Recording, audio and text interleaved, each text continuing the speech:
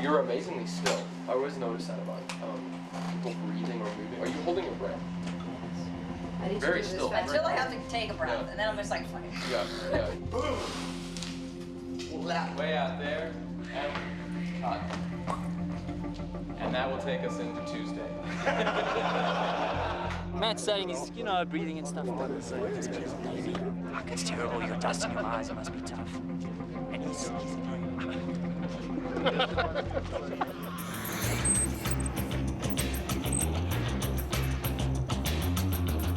Ray, go! Get to the med bay. Casting was actually quite difficult because coming from District 9 and this place of like wanting to be somewhat outside of the Hollywood system and be a little bit more, just my own sort of maverick guy. I was quite averse to kind of meeting with and engaging with very well-known Hollywood personas. I wrestled with that for a while.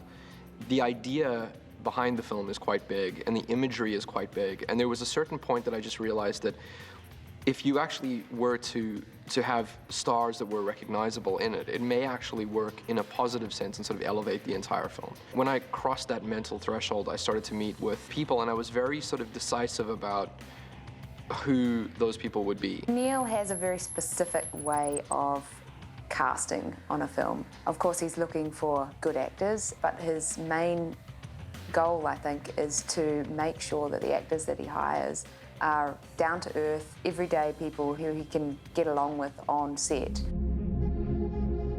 I think the hardest role in the movie to cast, and it's the lead of the movie, is Max. Because he has to be somebody that has done, and even in the context of the movie, does some morally ambiguous things, even somewhat reprehensible things, but you can't lose your rootability in the character. And also, part of the challenge with Max was finding an actor that could play drama and play action. Someone who was viable as an action hero, who could put on a Hulk suit and shoot a rifle and would feel legitimate, and also could play a lot of really heavy, dramatic, emotional scenes. And Matt Damon is one of the only actors in the world that's done both those things. Well, I saw District 9 like everybody, and I freaked out like everybody else did. And so he instantly jumped to the top of the list of people that I wanted to work with. And I didn't know, I didn't even hope for it to happen as quickly as it did, but it turned out to be his next movie. When I met Matt for the first time, I instantly liked him. I met him in New York, and we kind of just hung out for a bit. I was already gonna beg my way into the movie, I was sure, once I was told I could meet him for a coffee. But he pulled out basically a graphic novel that he had designed himself, and he started to explain this world to me. As I was sitting in this diner with this young guy from South Africa, I go, oh my God, he built the world already. It's completely designed, it exists. We just have to go help him literally just bring it to life. That's it, it's already there. I felt like he was someone that I would want to be around on set. There was no kind of ego and no bullshit. It was just about making the film. And that made me feel pretty good, because I thought maybe it was actually possible that, you could go about doing this in a way that was the good version of very talented, well-known actors. And then Jodie Foster was the same thing. I'd seen District 9 and loved, what Neil did with that movie, and loved some of the things that were similar, of talking about sociopolitical questions under the heading of a genre sci-fi film. When Neil and I started talking about who the villain of the movie was going to be, it was really important to him that it was somebody who was viable as an authoritative figure and scary and legitimate at being a villain, but somebody who was also empathetic to the audience and felt like a real three-dimensional human being. And Jodie is someone who's played drama and won Oscars and been nominated for more, but also has had a gun in her hand and has run around and been in thrillers and action movies. And so, like Matt Damon, she felt like she could fit into a film that was combining these different elements and different voices. I love films that are set in the future, but of course are still dealing with the resonance of all of the political turmoil and the sociological turmoil that we're going through right now. This idea that in the future, the richer have become richer and the poor have become poorer, and that extends to everything from who gets to be healthy to who gets to have children, who gets to have family, and who gets to escape our poisoned environment. And that this chasm between the rich and the poor is so enormous that in some ways it's created two different planets. For Kruger, Neil obviously had a really close relationship with Sharlto Copley that he worked with on District 9 and has been a childhood and lifelong friend of his. And this is a totally different part than Vickus from District 9, but manic and improvisational and surprising in similar ways. What happened was he knew I was writing Elysium, and he kept asking me to read it. And what I felt like I wanted to do was I felt like I specifically did not want to make a film with him directly after making District 9. I just thought, like, he can go and work with multiple other directors, but, you know, it takes me 3 years to do a film. So every time I come up with a film, he's in it, but he's bounced around and I haven't. So I was like, I told him that I probably wouldn't be able to use him on this, and he was, you know, he was not happy. And so I sent him the script just to kind of let him see what I was thinking of making. When I first read the script, I felt quite attracted to the idea of playing the villain. When he read the villain, he phoned me instantly and started sort of begging to play that role, and really was just like on my case about it, like every day. And subconsciously, I knew before I even sent him the script, it was probably going to be him, because I could just see him in this crazy mercenary role. What interested me about him as a villain, or the opportunity that I would have to play him, was to try to play him with a little bit more color.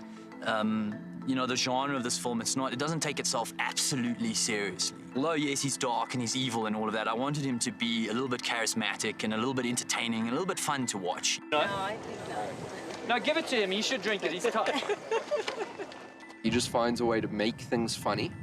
Even in the most extreme, dire situations, there's this kind of natural, sardonic kind of humor that seems to come out of him.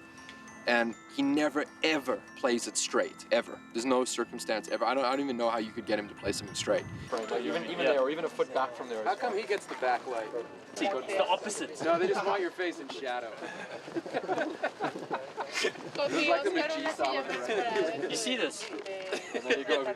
It's hurtful, you know? Because disrespectful. I just admired him and like... Yeah. He's not what he seems like on screen, dude. He's a nice guy on screen. I try, you know, and obviously he's the biggest star, he's faster, he's quick-witted. He's Matt Damon, you know, and sort of every chance he gets, I don't think he does it maliciously, but he you know, he'll sort of rub it in my face. The other day, I mean, EPK crew's there. You know, I made a little mistake where I wasn't on camera during my scene. He's pointing it out in front of the whole crew's laughing at me. You know, it's only my third film. He's done like 50 movies. Honestly, bro, I mean, you know that scene in Good Will Hunting where he goes, "How do you like them apples?" And he shoves the girls, you know, shows that he got the girl's number, that he's the guy. That's kind of how it's been for me, you know, in this movie. It's just, he's Matt Damon. That was it. That was "How do you like them apples?" to me. No! You know, honestly, it's been good to be able to chase him and sort of beat him up every now and then. It feels good, you know, when he has to cower in the sand and he can't see and I'm, you know, kicking him around a bit. And I think this is just showing that other side of Matt Damon, and I'm having to sort of just bring it in line a little bit. And I think that works. That chemistry works. No, Matt's awesome, man. Matt is, honestly, I don't, because actors always talk about this, but if I could choose people to add to my family, Matt would be on my list. It's been an incredible experience working with him, and I think he's a very smart guy, and what I've really enjoyed with him is a lot of like intellectual conversations, and he loves film and he loves acting. What he's saying though is that when we cut back, like we see you there, obscenely close to me. You're like this. It's like, okay, yeah, no, that's cool. Yeah. That So is like, cool. I never saw you coming and you're here. Yeah. It could be that. It just could be that. Okay, so you're talking this. you know, Matt's the perfect person to play him for multiple reasons, but I like the idea of potentially how shocking this version of LA is, and having him wake up in a shack that's, you know, I guess overlooking the Hollywood Hills, and then walking by chickens down a hill. You know, it's just, it's hopefully, if I've done it right, it's kind of quite shocking if you put Los Angeles over that. So what reinforces that and what makes that better is to take someone who is a movie star and to put them in that setting. Okay, and action. Back the fuck up. How'd you like them apples? Sorry, I had to get one. I think I shit myself.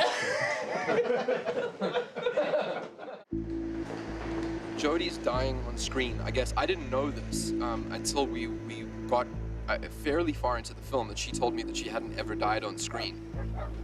And I thought that was kind of like, almost like an honor in a way that, like, you know, Jodie Foster was dying in a film that I was directing.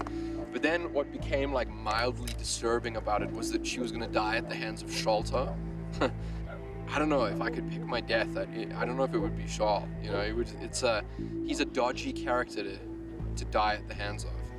Yeah, I am the first person in the cinema history to kill Jodie Foster, which is, you know, is saying something. Killing Jodie Foster was actually one of the hardest scenes for me to do, because I have to stab her in the neck.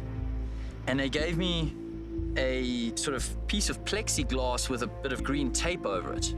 But there's no like padding on the front of the glass, and it was like, okay, now you stab her in the neck. So the whole bunch of first takes that I'm doing, I'm trying not to hit Jodie Foster in the throat. And and I keep doing this, but I'm stopping too far away from her throat. And Neil comes in and he's like, dude, listen, you've got to actually make contact with the throat, because we're going to put a CG blade on the front. And it's got to look like it's gone into her neck, so you've got to actually go all the way to her neck. The main problem with that one was your proximity for the stab was just not close enough. Not close enough. And I mean, I hardly knew her. It was kind of like, hi, Jodie, I'm Sholto, how's it? Okay, and I'm going to stab you in the neck, you know, at this point. So I must have done it like 15, 20 times, where I just kept chickening out, you know, to go too close. And then eventually I realized I could go slower and actually make contact, and it still worked. And then I asked Jodie what she thought. I tried to like score some points. I'm like, Jodie, I'm the first person to kill you on camera. It looked good, yeah. Did I kill you successfully? This is the best killing I've ever had. But mind you, I've never been killed before in a film, so. Well, I'll take it. I'll take it. Take it as a compliment.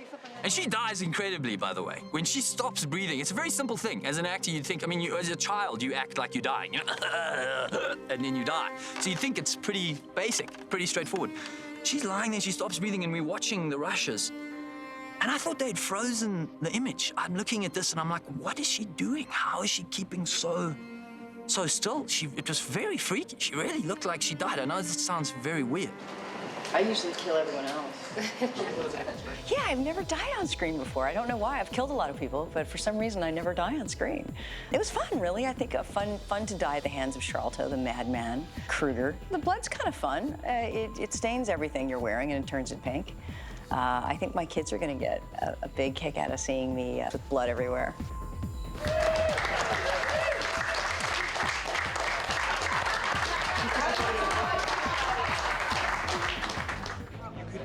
Trying to grab it, like you can feel what he's holding on to, right? There's a few different ways you can play it. Having known Neil for so many years, it's amazing to see a lot of his earliest work, his earliest influences, his earliest design kind of work in this film.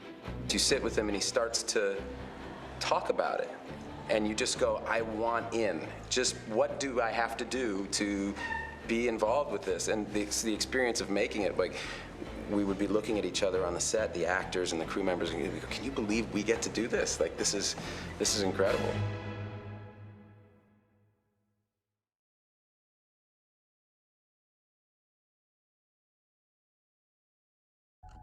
A lot of the thinking behind the technology in the film is actually, it doesn't come from a scientific place. It doesn't come from a speculative fiction, realistic place. It's almost all based on metaphor.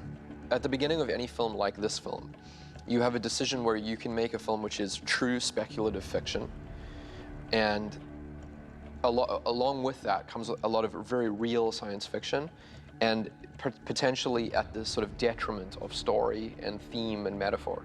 And if you go the other way, which is the direction Elysium went, you can make a film that has the ability to be more metaphorical and be more clear on its themes. What I try to do is use technology to define the metaphor, and then apply this brush layer of hyper-realism.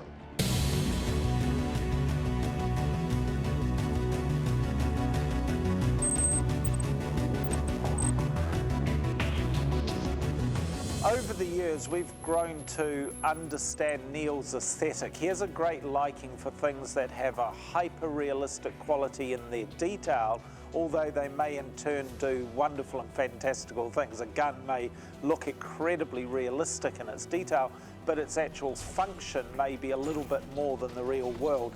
We did do some fairly comprehensive design exploration into some pretty crazy ideas though. It's great that you find a director that has a strong vision, but is still keen to let the designers run wild down different avenues for a while before finally settling on the final look. The Weta workshop is very firmly a physical effects workshop where he loved the art of making things. We love creating objects that are going to be seen live on screen. Neil, as a director, loves physical items on set. And it's arguable that he could turn to a team of computer artists to do almost any of the physical props that we're doing. But I guess like a magician mixing up his tricks, this director loves to mix and blend the different techniques. The droid that's standing behind me, Neil came to us and said, you know, guys, I need, I think it was 16 of these in just over 6 to 7 weeks. I don't want to do them digitally if I have to. Is there any way we can get them built practically? We had a powwow. It probably lasted all of 1 minute because we, of course, went back and said, hell yes, of course we want to build these amazing things. Here we are at the Armadine factory. Just unpacked all the droids. Our team came together in such a short length of time around a very sophisticated manufacturing methodology. The robots in the film, Neil swung back and forth between a VFX and a practical build a couple of times, which definitely each time we sort of had to change our design of the robots. In some of the early stages of Elysium, the humans had these synthetic bodies that they would put their consciousness into. And so if they had these synthetic bodies, what did the military have? They'd have the sort of the militarized synthetic bodies. Future military hardware, the genetically engineered super warrior of the future, super soldiers, taking the human genome when we understand it well enough in the future and just modifying the fuck out of it. So you've got this big spider silk protein armored hulking beast that you sort of stick a gun in its head and send it out to battle and it's just unstoppable force. We did some design where Kruger comes back, he gets sort of killed in the film and comes back in the body of a large prototype synthetic fighting creature. It's quite rare that you get a design that you get to sit down with and resolve from the inside out. And working with the guys in the 3D department, rationalizing how we can actually move and how we can be animated over the live characters, that was really fun. I loved that process. I think the idea was that they were all sort of based on the same chassis. They all sort of came from the same manufacturer, but they had different tiers. Please sign this to receive medication. The on-the-street version, which would be the police droids and stuff, and then you'd have the high-end, you know, Lexus luxury versions.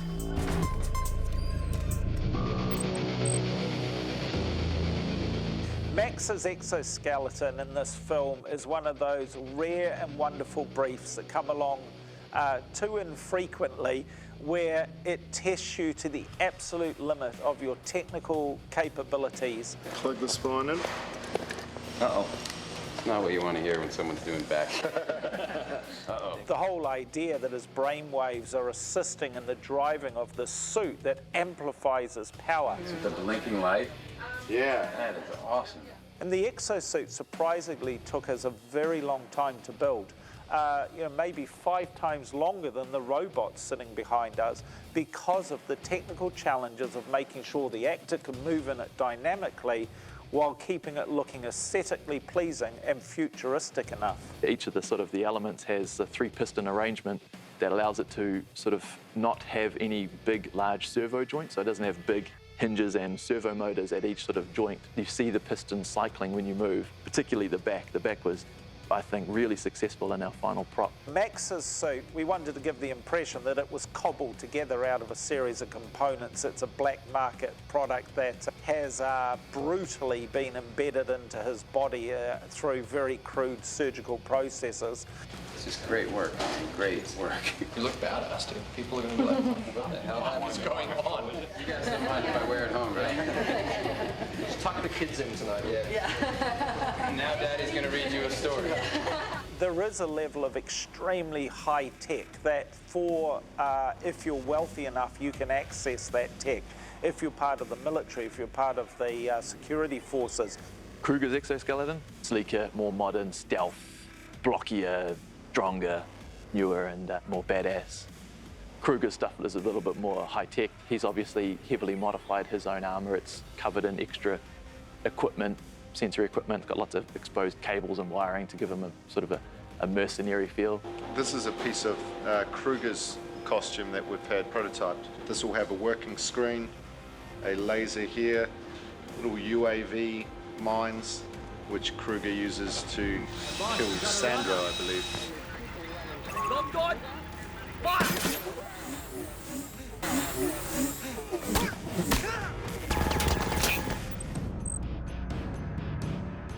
Some of the guys that are designing the guns just have an amazing understanding of military hardware of the world, because if you're a conceptual designer, you're studying this stuff, you're staying up to date with this stuff.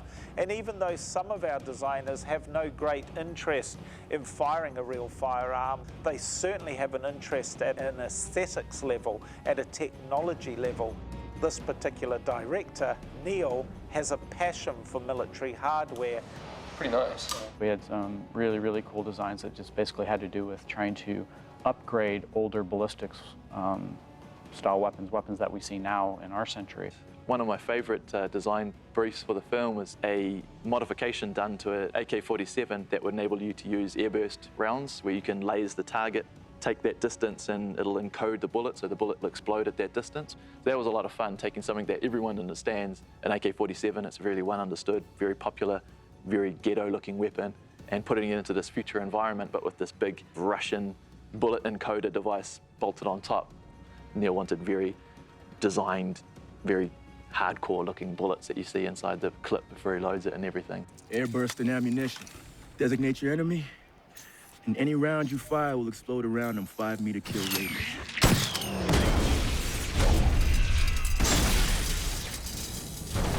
Then you had the much more high-end weapons used by Kruger and his crew. Ready and fire. Rail guns and the robots firing, you know, big rail guns. So we have a hydraulic piston in the back of the gun, which actually pulls this barrel section back and forth to create the recoil. This kind of chem rail, which was a chemical propelled dual stage weapon, with a chemical propellant first stage and a rail accelerated second stage. See if I can go scares.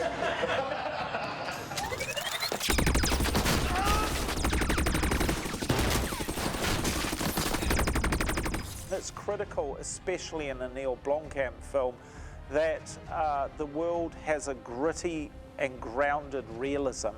So although there's no doubt that our designers could take design to an extreme level of creative license, to make sure that the actors are grounded in this very, very real world, you don't want to take the tech too far. It's a combination of the guys at Weta Workshop having a very, very good understanding of engineering and figuring things out on an engineering basis. How will this work? Married with an equally important part of it, which is a very extensive production experience. It's really great to now see another major film unfold around this director, a film that plays so truly to his love of science fiction, technology, incredible action, and political metaphor.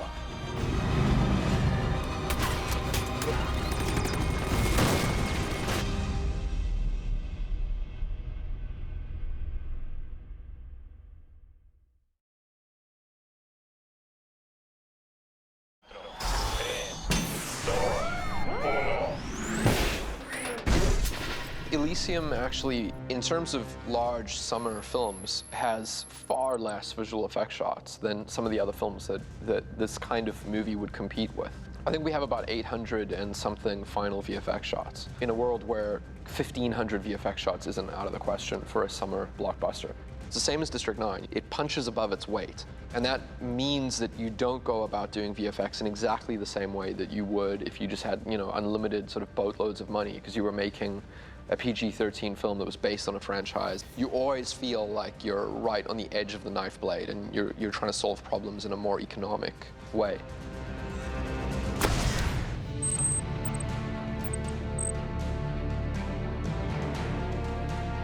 There's a shorthand between Neil and myself that allows him to not having to worry necessarily about being too explicit. He could say a few random things and I can usually figure out what he means and at least steer the design or the idea or the execution of the work in the right direction. And that is unique. I don't think you have that with everybody. Advantage of working with Neil is that he very much knows what he wants, and he had done his own research. I mean, he's obviously been thinking about this movie for years before it even entered into anyone else's minds. For me, the most important thing is when visual effects is used in service of the story and to illustrate and build the world that the characters inhabit. It shouldn't be sort of in your face, distracting you. Early on in trying to figure out what these vehicles would do on Earth versus how they would behave in space, I think you have to still try and achieve the majority of your effects, or at least assist the visual effects, by trying to create as much of that in camera.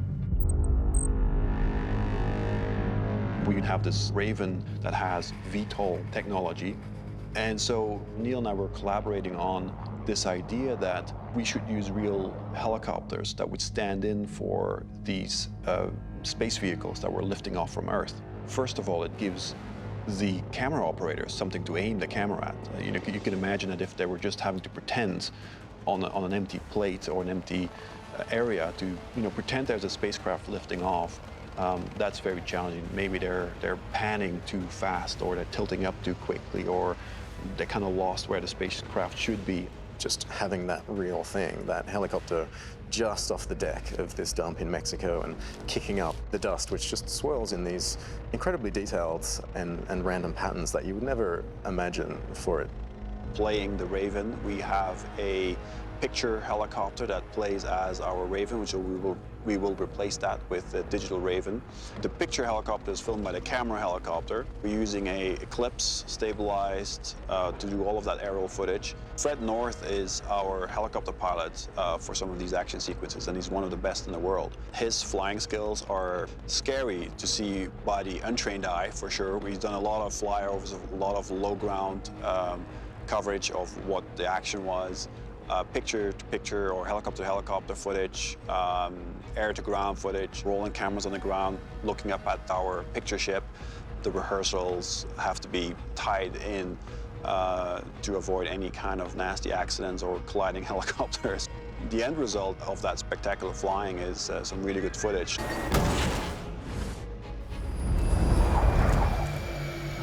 Certain shots, we had nothing but Kruger stepping up onto a small ladder and into kind of a green screen box. And we literally pulled him off of the plate and put the Raven entirely digitally behind him. In other cases, we had Kruger stepping onto a practical helicopter, and we kept him and removed the helicopter and put the Raven back in.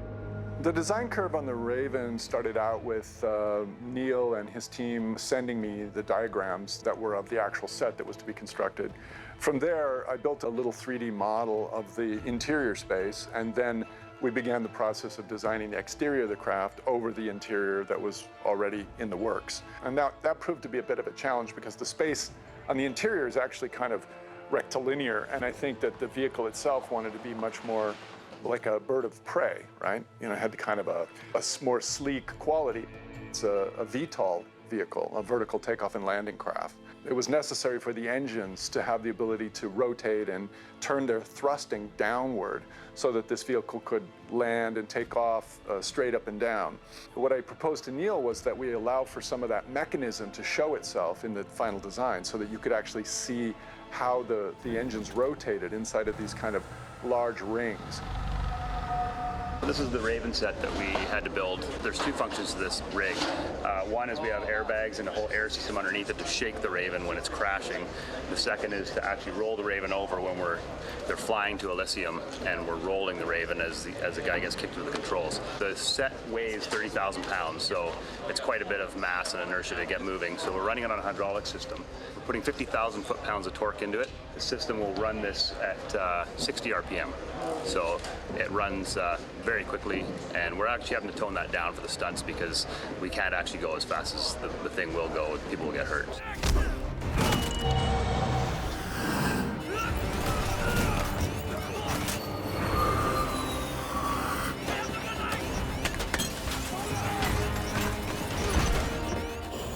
We looked at a lot of modern military craft, especially things like Blackhawks, to see the kind of surface detail that they have and all of the different little electronic bits or bolts or wires or anything that could break up the surface and create visual detail.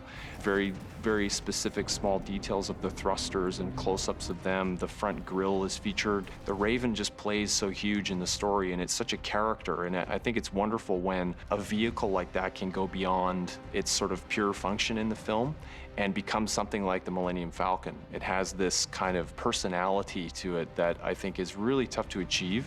Have that vehicle play the role of this death from above, so to speak, that it has in the film.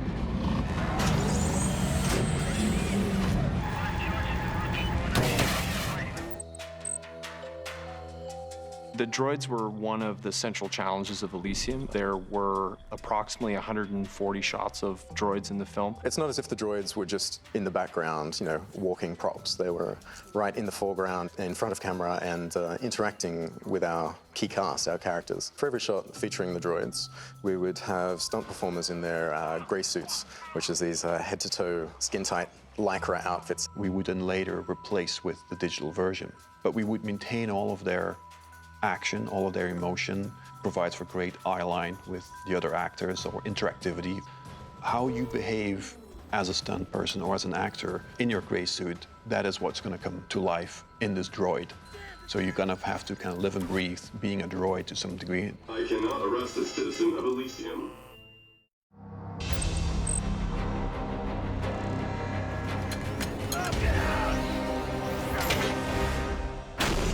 When Kruger's character gets his face blown off, You want it stuffed in there? You'd rather see Yeah, stuff the meat flap. Stuff the meat flap.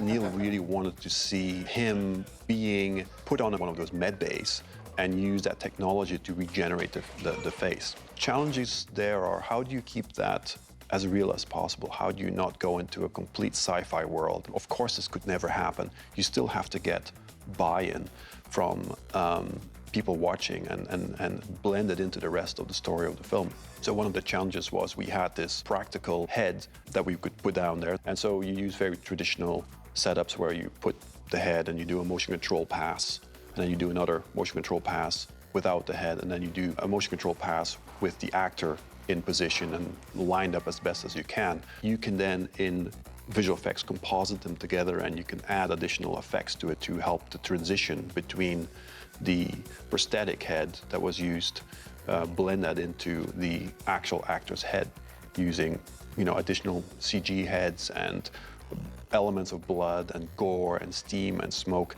while having a certain organic element to it. That went through many, many iterations, and it's that one shot that you have in your movie that just, you know, seems to last forever.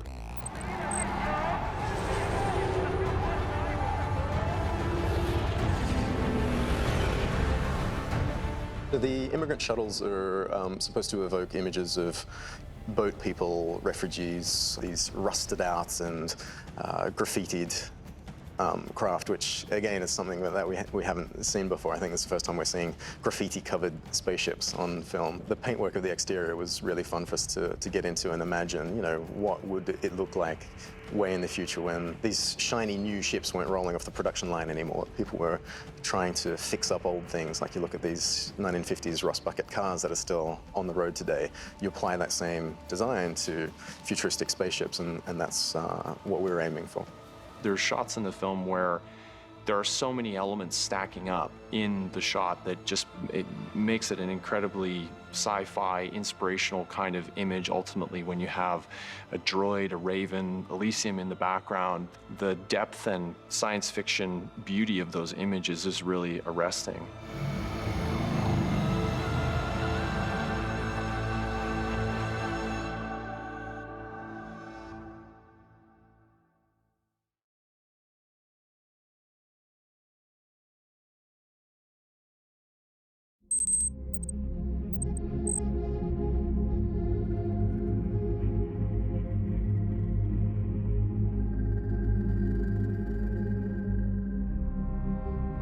Initially, I wanted to make a film about the rich and poor and about wealth discrepancy. And You know, in the beginning, it's not as perfectly formed. It's kind of more of this organic process where it's just that's one of the things that I'm thinking about.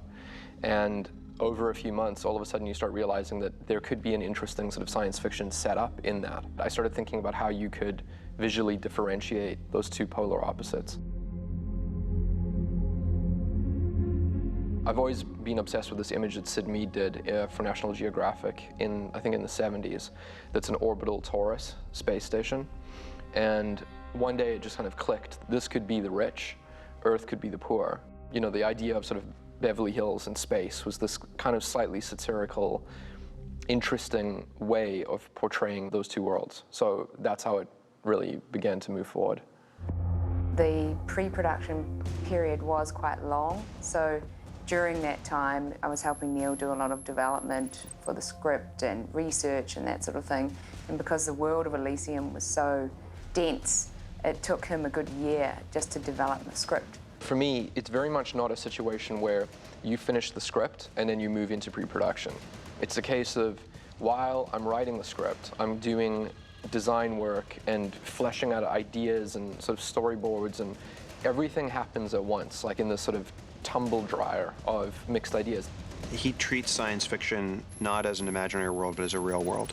Everything has to have a sort of authenticity and organic feel to it and functionality that is no different than if we were to build a bridge or a highway or a building or design a whole city. That's the way he approaches it, with a serious of mind and purpose that somebody would if they had to live in it. There's different types of directors, some that are interested in the design process and some that aren't. And Neil is definitely interested in the design process, and he's kind of the hub to all of our creative departments. He is in the center there. He drives a lot of it. He's incredibly interested in the process, to the point where Neil is writing the script, he'll have concept illustrators or just illustrators creating a graphic novel that give us the basic parameters of our world. It won't necessarily be what ends up on screen, but it'll give us a flavor. Design for Neil on any of his films is such a huge part of the filmmaking process. We had Weta on board for about a year before any other crew members started, just designing and preparing different elements. Neil used the designers at Weta to have a visual aid as he was developing the script. So there was an immense amount of design work done. I think they got up to around 2,000 artworks during that period. As the designers and Neil start to collaborate and come up with this plan for what this film is going to look like, we also get involved as far as how these things would actualize within the practical sense. So pre-production for us is about helping these designs come to life. Sometimes you get back concept work and it actually influences how some of the script can play out because there's certain visual ideas that are more interesting. So a lot of that happened. You know, I didn't necessarily have this clean break where you go script into pre-production. It's a very fluid, morphing sequence. It's a film about haves and have-nots, and how do we portray that on screen? The Earth stuff's fairly easy. It's down, it's dirty. The space stuff it's all high concept, and for me, it's contrast between the two worlds. Clean surfaces in space, down here it is grotty, but both have to feel real to the audience. Both have to be anchored in reality in some way. Figuring out how to bring those two worlds to life, automatically you assume you can't film Elysium. It doesn't exist. So you know right off the bat that a huge percentage of that is going to be visual effects or it's going to be stage work in sets. Impoverished future Earth, then you start becoming limited. Then the cities start to narrow themselves down. It has to feel somewhat American, so it's battered down and hammered and financially decrepit, but still has traces of North America in it. It's hot, you know, it's this arid climate. I had hundreds and hundreds of photos up on my office wall with my production designer, just trying to figure out where the city actually was. I'd spent a lot of time in Mexico City, so I suggested we come down here. So I did a lot of research, pulled out old photos of mine and stuff off the net and showed him, and this place works perfectly as LA. It has the hills, it has the flat land, it has the population. In my world, the slums of Mexico City are Los Angeles' future. So it was a perfect basis to come and build upon. You know, Phil actually kept saying Mexico City, and I was averse to something about it. And then we went on a location scout there and looked around, and the second we got into the favelas and looked around, I knew it would be perfect for the film. So that kind of solved that problem, which was like, how do you do future LA? For Elysium, really what you want to do is find a place that has really good crews and that has some form of rebate. You also need some expensive mansions that you can shoot, the interiors of the mansions, and then as you step outside, it becomes visual effects. And so Vancouver seemed like an obvious choice. We set about like starting to build the sets in Vancouver, shoot Vancouver first, and then start prep in Mexico, and then go over to Mexico and finish the film there. Pre-production has gone fantastic. We've had a really healthy amount of time to develop the movie, to do all the research and development necessary, because there's a ton of things in this film that have never been in movies before, from props to prosthetics, things that took a lot of time to conceive and then even more time to create. And they were being created all over the world. Some stuff was happening in Vancouver, a lot of stuff was happening in New Zealand with the guys at Weta. So we needed this time, and it's been a really productive time. For me, I'm handling the Max character in its entirety. So I'm handling Matt's makeup all the way through. That is a real challenge. He's playing a lot of days. I'm not sure what the ultimate count is, but it's up in like the 60s.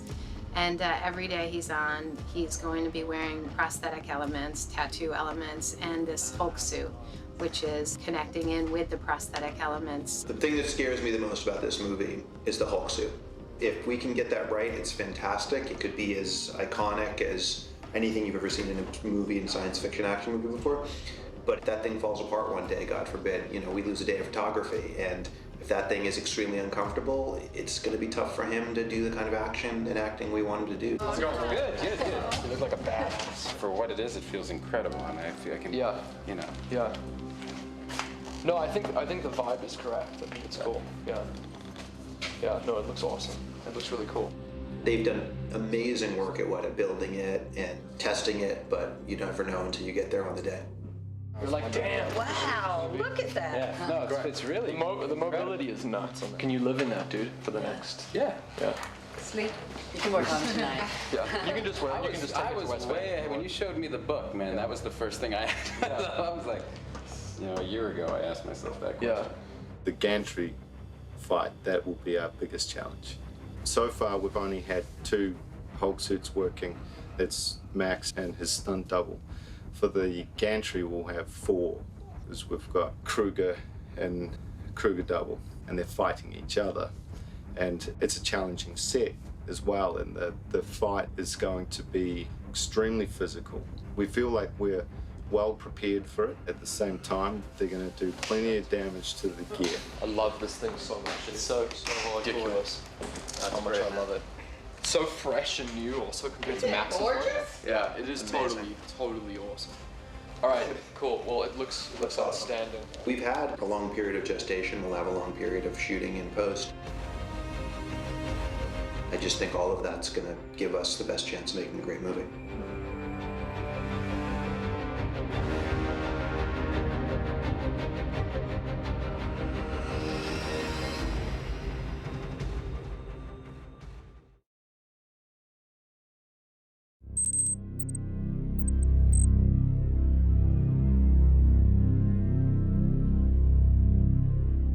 I don't think anyone really understood how huge a challenge post-production was going to be on Elysium. Neil, as the director, is trying to come up with a place that doesn't exist, but trying to also make it 100% real.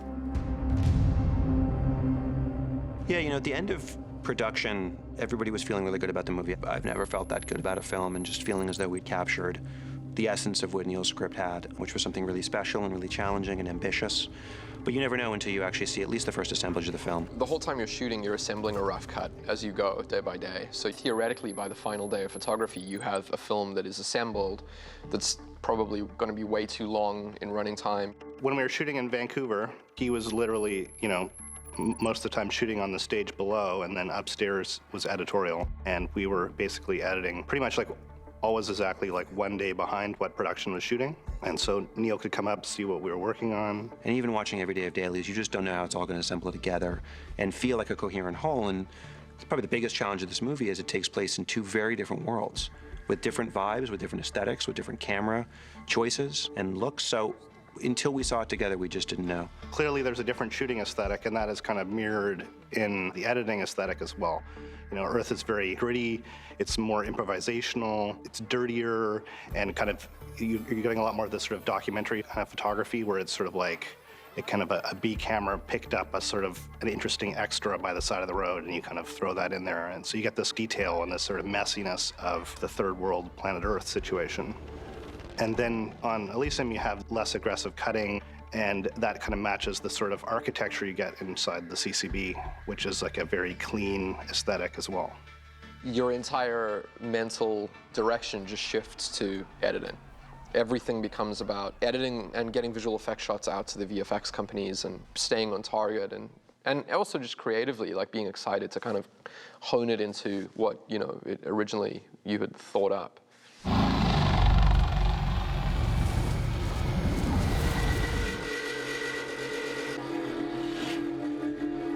Instant spaceship. About a month into post-production, we brought Dave Whitehead, our sound designer, over to Vancouver from New Zealand. Neil would be going in, sitting in with him every single day, listening to sounds and coming up with the sound palette of every single sound that you hear in the film. Quite soon after getting into editing, we bring Dave out and he just works for months. We would have a very well thought out and very complex library of sounds that we could draw from. On top of that, I think you should have like a power up, and then it's running. Sure. And then when he finishes shooting, like a second or two after he finishes, it powers down. When you're starting off with a new sound, you throw the obvious things in there. And then you develop a shape for the move of whatever the object is, or whatever the tech is, or whatever the vehicle is. And then you throw in not so obvious sounds. Sounds that could be sound-alikes, or sounds that could just evoke a feeling of what you're going for. I don't think you necessarily need to have the sound of the object. You have something that tells you this is, you know, the feeling of the sound.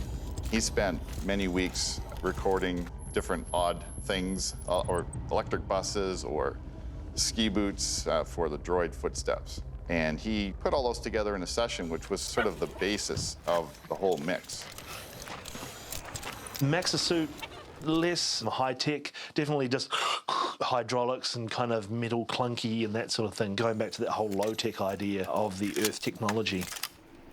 So the flip side of that for Kruger's exosuit was complete high-tech. He had high-tech servos, linear actuators, even the metal sounded a bit more pristine. Just the difference really had to be exactly the same as we had it for the sound of Earth and the sound of Elysium. It was definitely just grunge and high-tech, and really trying to explore that to the extreme with all the tech, and the suits was definitely an example of that. He'd be doing design like, 30 feet away from where I was editing, so I'd like step out of my office and he would be like miking like a remote control helicopter to use for like the UAV sounds. And so there wasn't this feeling that sound and editorial being super separated, which is, quite often the case. He could come in and say, you know what, like I'm doing these robot footsteps, and if you take 6 frames off this shot, then the robot's footsteps are going to kind of like be in the right rhythm or something like that. I'm like, okay, I think I can take 6 frames off that, sure. It was a nice way of working. Working with Julian, we took all of the sounds that we were working on and gave it to him so he could have it while they were working on the picture edit, so that we could start a back and forth conversation, and they would put the track in and they could say, oh, this stuff is working great here, but maybe over here we could use something else that works better with the music. Craig had been working on the movie for a year, so he really knew what we were getting at and what the decisions that we'd already kind of made about the sort of sonic aesthetic of the movie. And so when we got to the mixing stage, it was kind of just like this super clean transition. I almost think out of the entire film, the most smooth running department was sound. It was the most absolutely stress-free, smooth gliding area of making this film.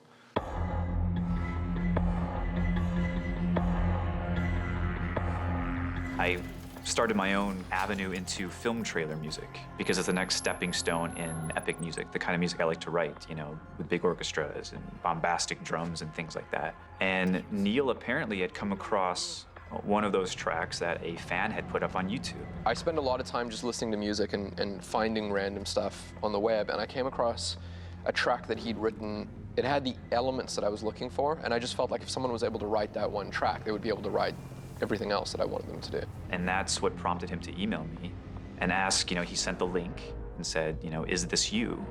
And it was my YouTube link that was there that a fan had posted of my music. That's how he discovered me, basically. And, after hearing it, I guess he heard something that resonated with him.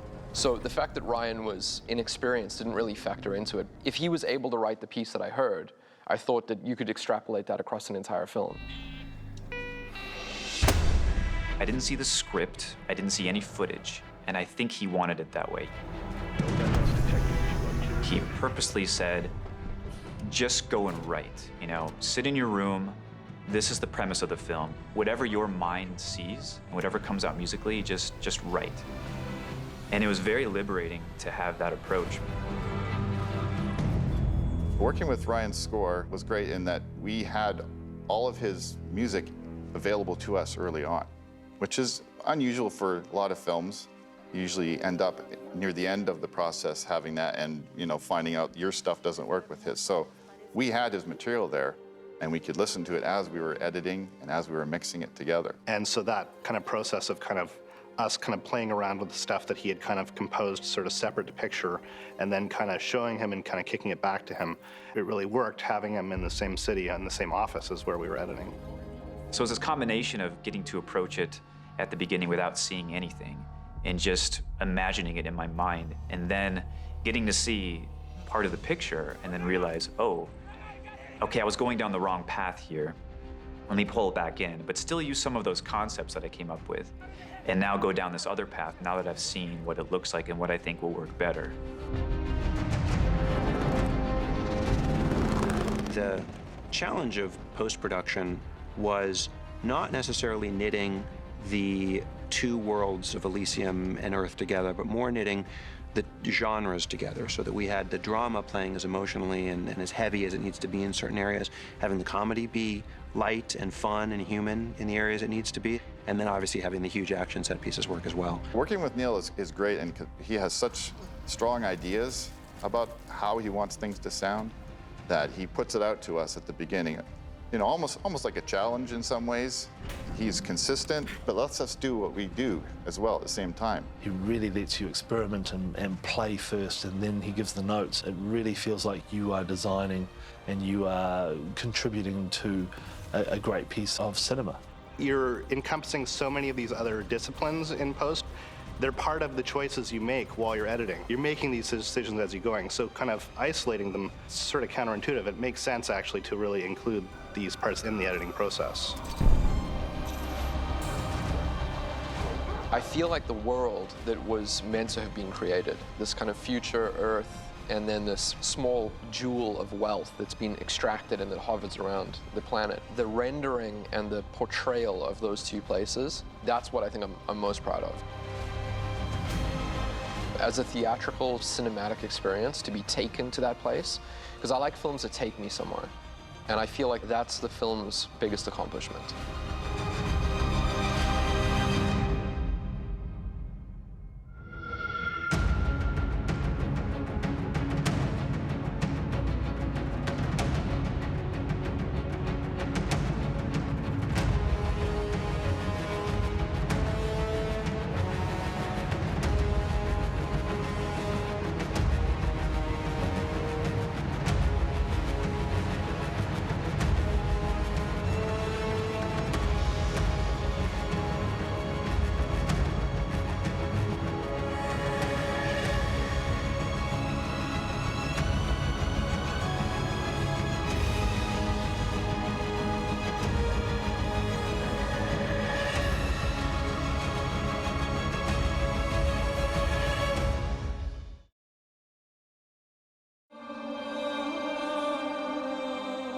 Elysium is pure science fiction. The satirical nature of Elysium is my favorite part of the film, which is the idea of putting exorbitant, ridiculous mansions on a space station. The way that it reinforces the theme, when you take that realistic scientific concept and then you cake it with wealth and diamonds, it becomes something I want to make a film about.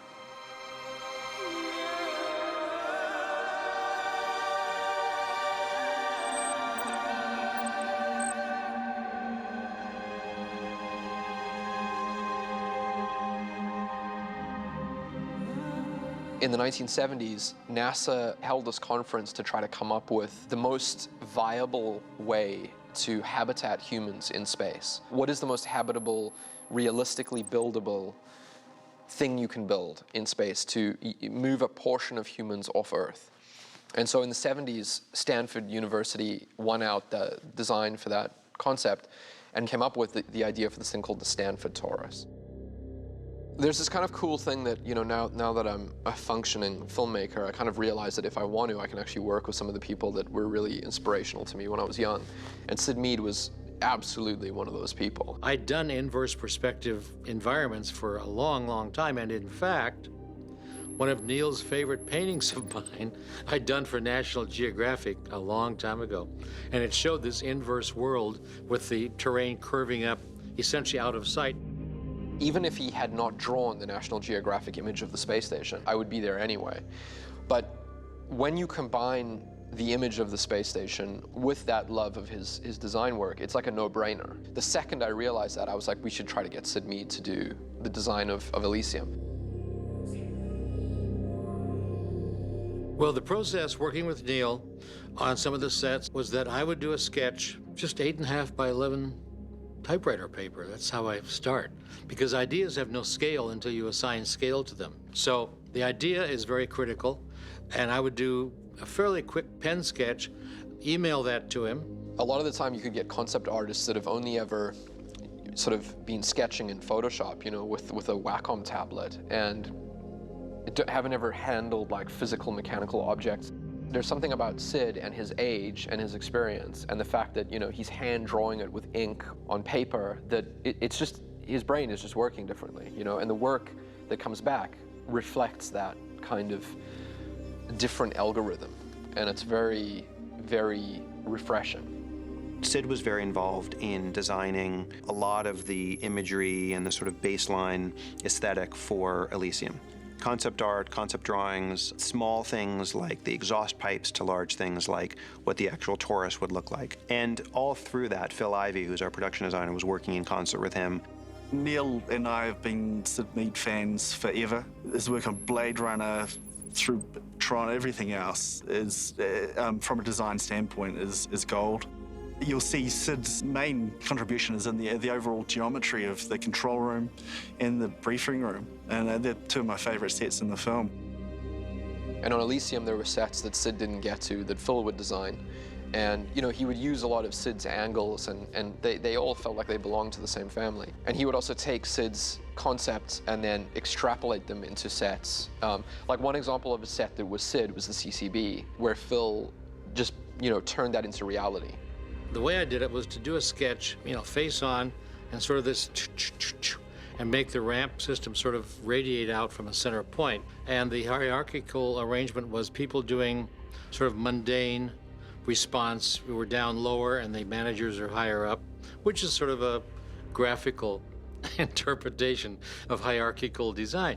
And then there'd be other sets where Syd hadn't touched them. Phil would kind of think through Syd's eyes and bring those to life. And then on Earth, it would just be Phil and I.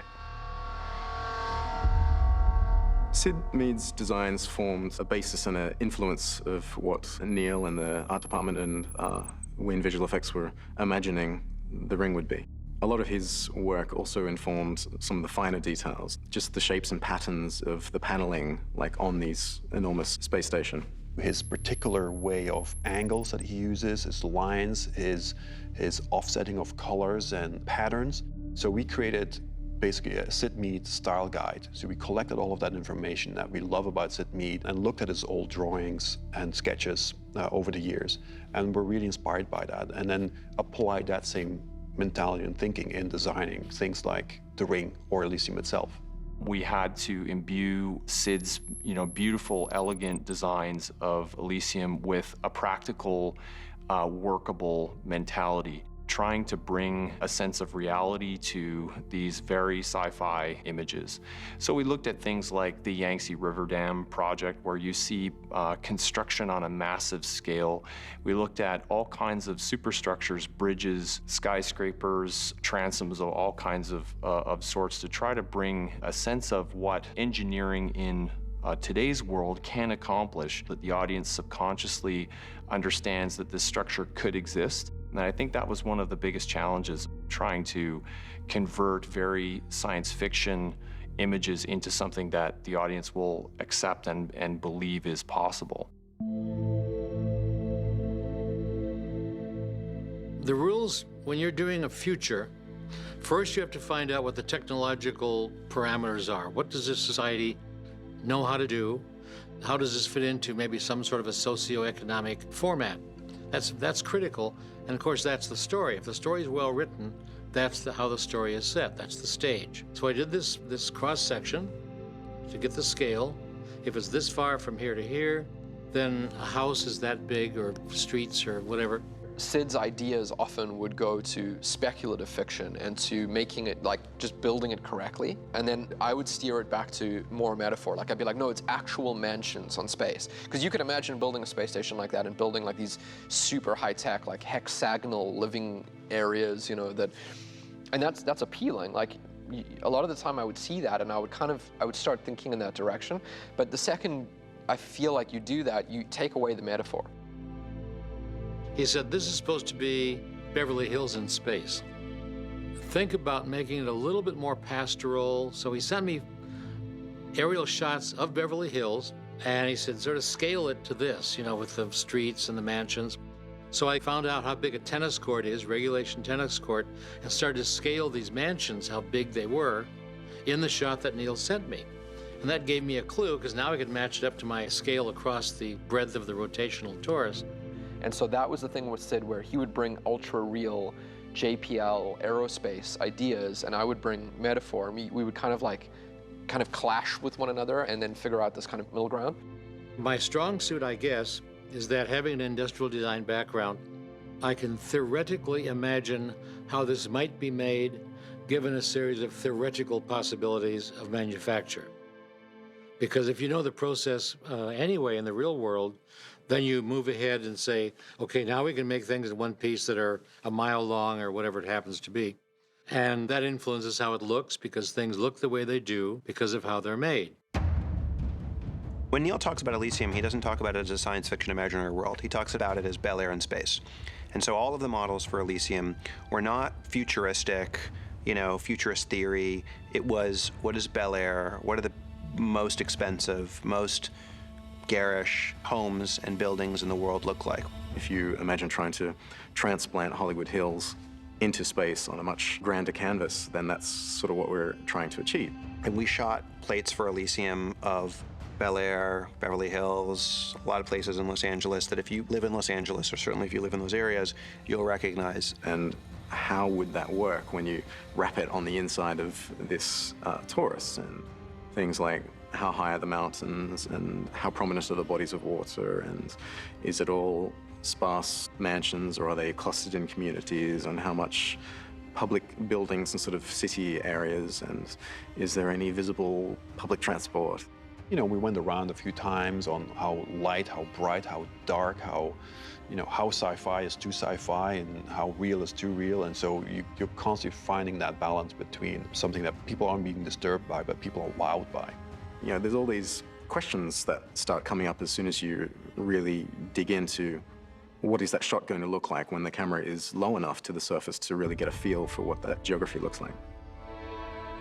We have a whole mix of mansions through there. One thing we're saying is money doesn't necessarily buy taste. So we have a lot of your faux Tuscan mansions through to your Malibu modern, which is a style I really like, through to your ultra-modern mansions that you're seeing now, mainly in concept stuff, but are starting to be realised as construction techniques have progressed. So we have a whole raft of architectural styles there. But there, you know, there is a base style to the whole thing. There is an architectural plan, but within it, there are pockets of different styles of architecture that you would see on Earth. We didn't necessarily make up too many sci-fi elements. Neil definitely wanted a level of realism in that environment that people wouldn't question.